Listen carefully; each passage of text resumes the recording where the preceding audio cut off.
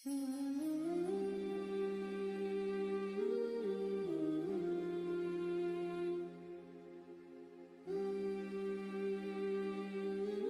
معاویہ بن سفیان ہے، ایک معاویہ بن خدیج صحابی ہیں، وہ کہتے ہیں میں جنگ فتح کر کے آیا تو سخت گرمی کا موسم تھا، مجھے پتا تھا کہ عمر فاروق دوپہر کو آرام کر رہے ہوں گے۔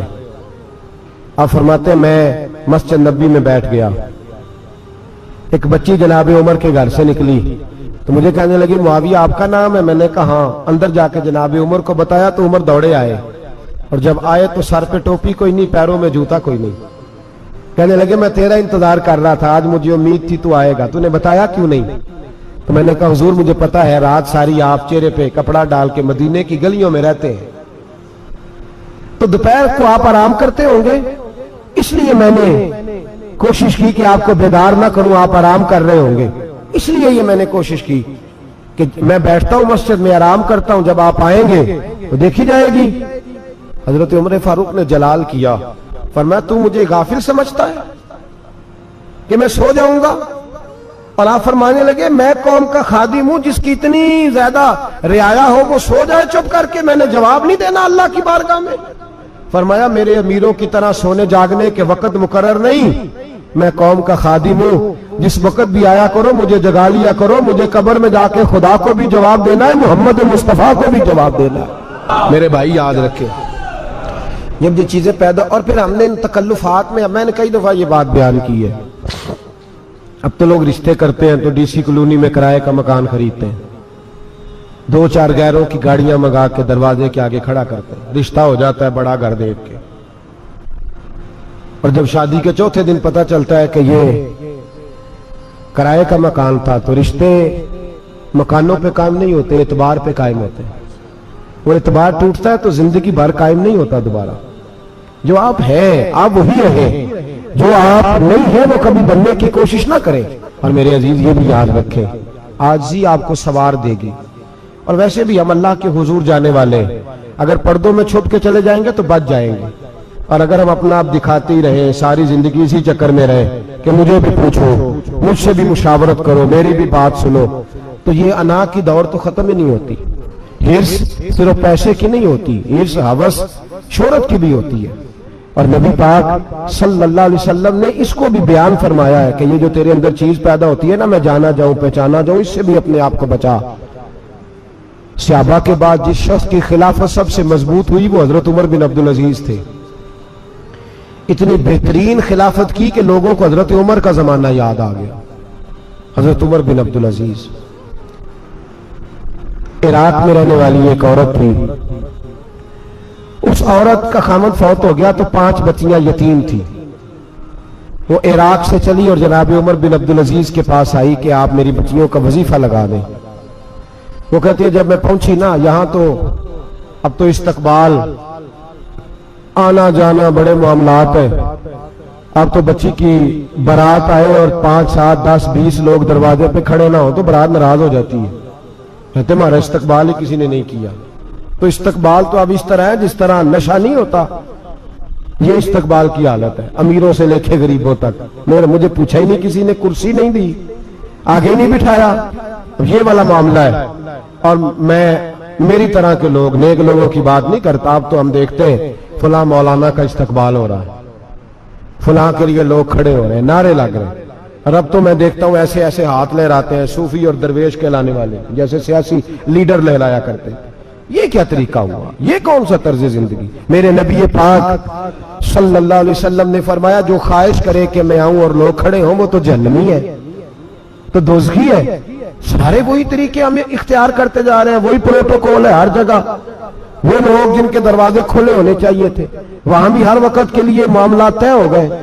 یاد رکھیں میرے نبی پاک علیہ الصلوۃ والسلام نے جو تعلیمات دی، حضرت عمر بن عبدالعزیز رحمت اللہ تعالی علیہ، عورت کہتی ہے میں پہنچ گئی، میں نے لوگوں سے پوچھا گھر کہاں ہے، تو کہا وہ جہاں بوری لٹک رہی ہے نا باہر ٹاٹ کا پردہ لگا ہوا ہے وہ حضرت عمر بن عبدالعزیز کا گھر ہے۔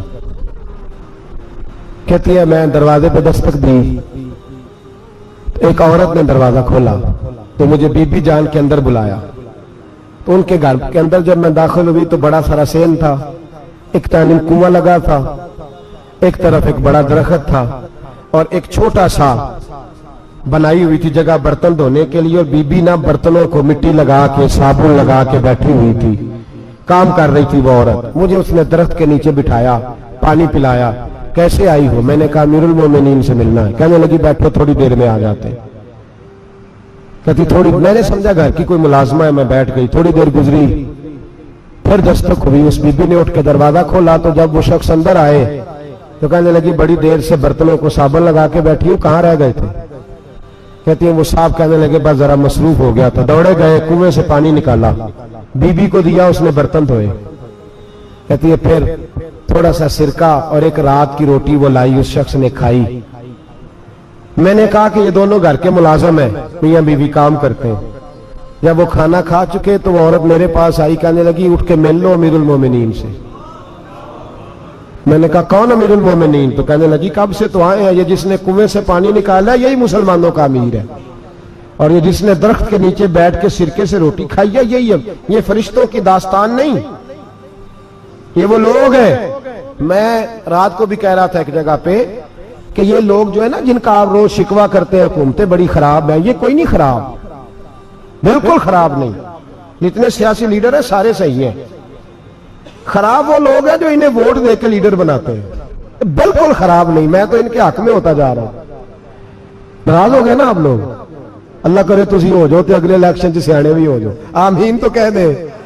میں نے کوئی مشورہ نہیں دینا، اس لیے کہ میری نظر میں کوئی ایسا شخص نہیں جس کے لیے میں آپ سے کہہ سکوں کہ ووٹ دیں، اور ہم تو ایسی بات کریں تو کئی لوگ ناراض ہو کے چلے جاتے ہیں، لیکن کوئی پرواہ نہیں، اس لیے کہ یہ دین میرے نبی پاک کا دین صرف مسجد کا دین نہیں۔ انشاءاللہ آئندہ جمعے نظریہ پاکستان بیان کروں گا اور بتاؤں گا کہ پاکستان کا مطلب کیا، لا الہ الا اللہ محمد رسول اللہ صلی اللہ علیہ وسلم۔ حضور کا جو قرآن نافذ ہوگا مسجد میں، وہ قرآن کچہری میں بھی نافذ ہوگا انشاءاللہ، اور وہ قرآن نافذ ہونے آیا ہے، اسمبلیوں میں وہی قرآن نافذ ہوگا انشاءاللہ، اور یہی چراغ جلے گا تو روشنی ہوگی۔ بیان کریں گے اور ڈٹ کے بیان کریں گے، آپ کو بتائیں گے۔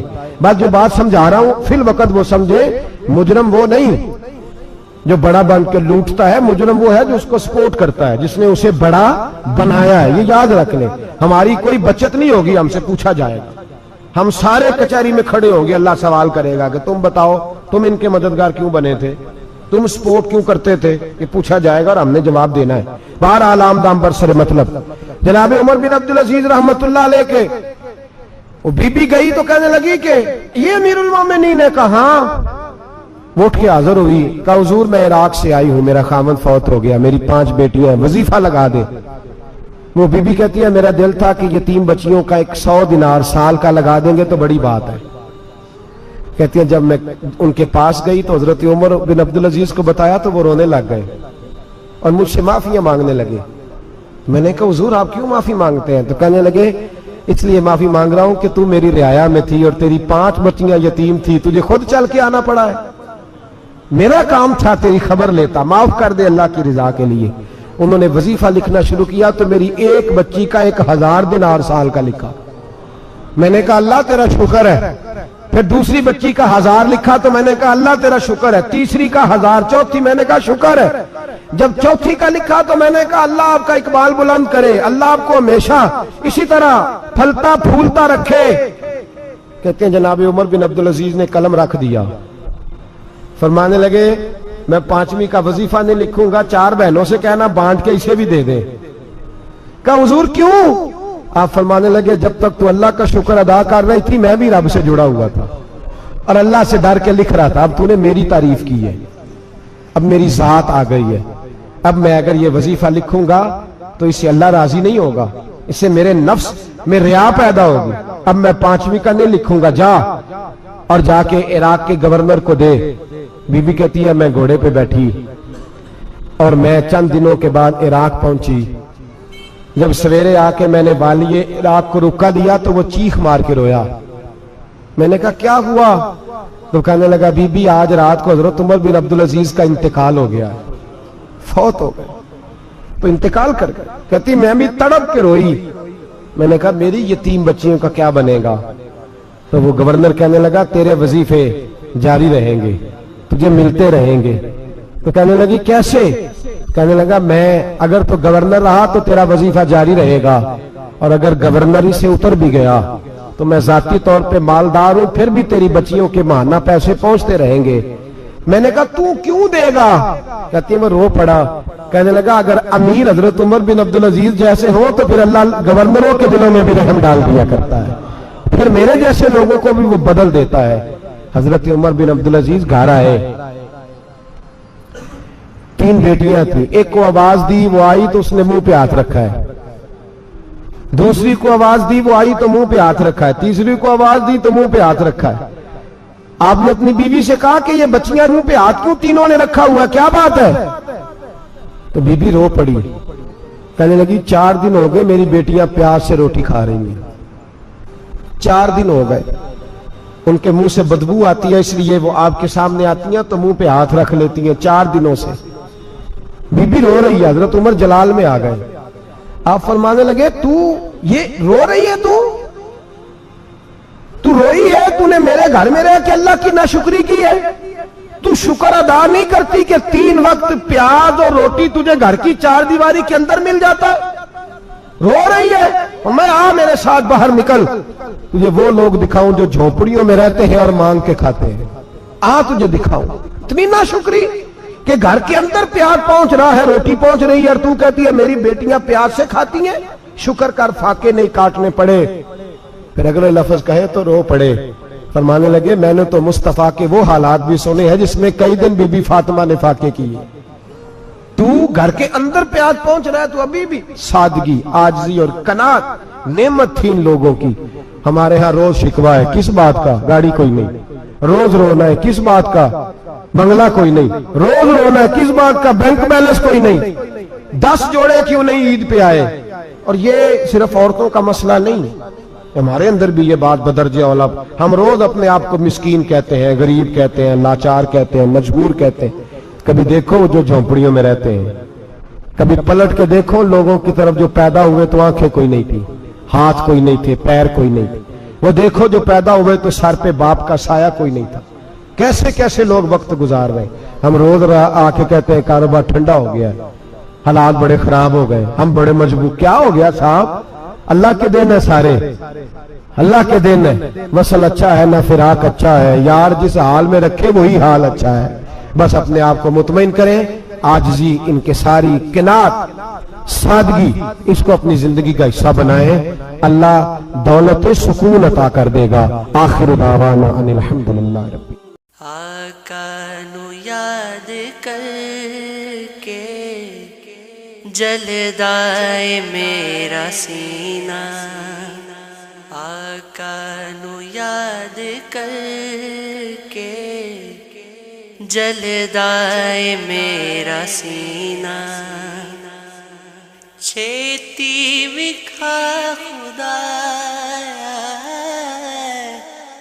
چھیتی وکھا خدایا، مینو کدی مدینہ، آقا نو یاد کر کے جلدائے میرا سینہ، دل روڑ لگ پیا، آنسو چھلک پے، دل روڑ لگ پیا، آنسو چھلک پڑے نے، حجاج دا جا تکیا، میں سامنے سفینہ،